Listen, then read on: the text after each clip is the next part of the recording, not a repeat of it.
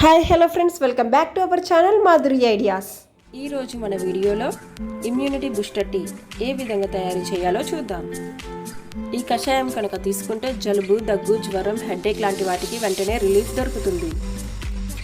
మరీ ముఖ్యంగా బయట ఉన్న వాతావరణం మనకు అనుకూలంగా లేదు కదా. ప్రజెంట్ మనమున్న పరిస్థితి ఇలాంటి ఇమ్యూనిటీ బూస్టర్ డ్రింక్ గురించి మనమందరం తప్పనిసరిగా తెలుసుకోవాలి. ఇప్పుడు ఉన్న సిచ్యువేషన్ అనే కాదు, మన రెగ్యులర్గా ఈ ఇమ్యూనిటీ బూస్టర్ టీ తీసుకుంటే ఎలాంటి ఇన్ఫెక్షన్స్ రాకుండా ఉంటాయి, మన హెల్తీగా కూడా ఉంటాం. ఇమ్యూనిటీ బూస్టర్ టీ ఎలా తయారీ చేయాలో చూద్దాం. కావలసిన పదార్థాలు: అల్లం, దాల్చిన చెక్క, వెల్లుల్లిపాయలు, మిరియాలు, జీలకర్ర, పసుపు, లవంగాలు, బెల్లం. ముందుగా గ్యాస్ స్టవ్ ఆన్ చేసుకొని ఒక ప్యాన్ పెట్టుకోండి. అందులో 3 గ్లాసెస్ ఆఫ్ వాటర్ అంటే 1/2 లీటర్ నీళ్లను పోసుకుంటున్నాను.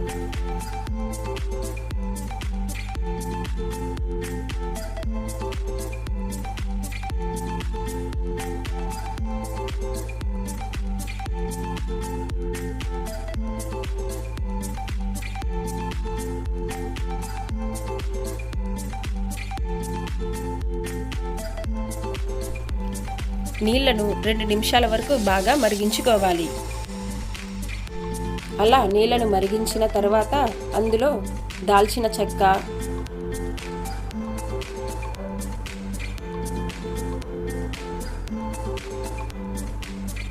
లవంగాలు, సన్నగా తరిగి పెట్టిన అల్లం. అల్లం అనేది వెరీ గుడ్ ఫర్ హెల్త్. ఎలా అంటే డైజెషన్లో హెల్ప్ చేస్తుంది, బ్లడ్ సర్కిల్లో హెల్ప్ చేస్తుంది, మైగ్రేన్ ప్రాబ్లం ఉన్న వారికి చాలా హెల్ప్ అవుతుంది, అలాగే బీపీ కంట్రోల్లో ఉంటుంది. గ్యాస్ స్టవ్ మీడియం ఫ్లేమ్లోనే పెట్టుకోవాలి. ఇప్పుడు సన్నగా తరిగి పెట్టుకున్న వెల్లుల్లిపాయల ముక్కలను కూడా వేసుకుందాం.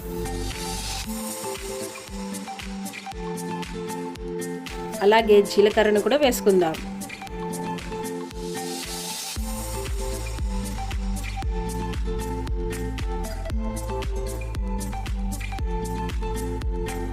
ఒక టేబుల్ స్పూన్ పావు వంతు పసుపు వేసుకోవాలి. ఇప్పుడు మసాలాలోనే రారాజుగా పిలువబడే మిరియాలను కూడా వేద్దాం. ఒక 10 మిరియాలు తీసుకొని దంచిన తర్వాత ఆ మిరియాల పొడిని కూడా వేయాలి. మిరియాల పొడి అనేది జలుబు, దగ్గు ఉన్నవారికి చాలా బాగా ఉపయోగపడుతుంది. ఇప్పుడు ఈ పదార్థాలన్నీ వేసుకున్న తర్వాత ఒకసారి మొత్తాన్ని కలుపుకుందాం.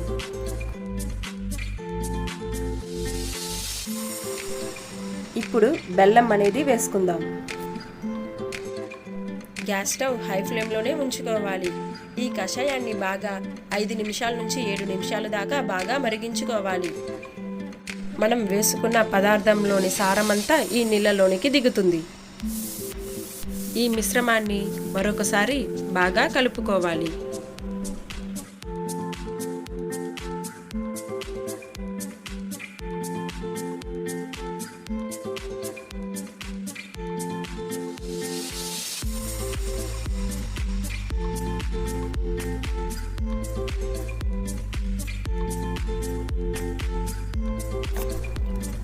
ఈ కషాయాన్ని 7 నిమిషాలు మరిగించిన తర్వాత గ్యాస్ స్టవ్ ఆఫ్ చేసేయండి.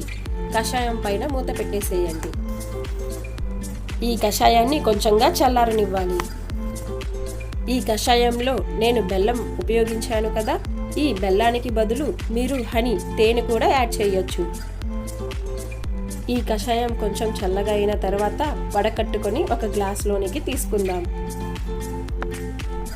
మరొక విషయం అండి, ఆస్తమా ప్రాబ్లం ఉన్నవారు అంటే ఆయాసం ప్రాబ్లం ఉన్నవారు నిమ్మకాయని ఉపయోగించవద్దు. మీకు కావాలనుకుంటే ఈ కషాయం చల్లారిన తర్వాత నిమ్మకాయను కూడా యాడ్ చేసుకోవచ్చు. జలుబు, దగ్గు, జ్వరం ఉన్నవారు ఈ కషాయాన్ని త్రాగితే త్వరగా తగ్గటానికి సహాయపడుతుంది. అంతేనండి, ఇమ్యూనిటీ బూస్టర్ టీ రెడీ. నా ఛానల్ని కనుక మొదటిసారి చూసినట్లయితే లైక్ చేయండి, షేర్ చేయండి, సబ్స్క్రైబ్ చేయండి. అలాగే మరిన్ని వీడియోస్ కోసం బెల్ ఐకాన్ని క్లిక్ చేయండి.